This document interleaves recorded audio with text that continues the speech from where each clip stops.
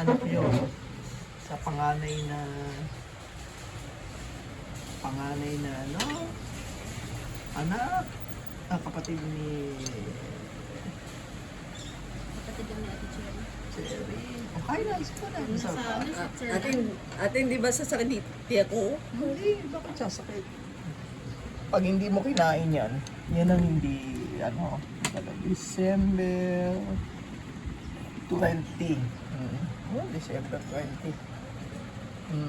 Subo na. Sumubo ka na ba? Di pa, ate. Hindi ata eh. Subo na. Baka mo. Aba. Yung ako yung nanay na, yung darating na yun. Future na.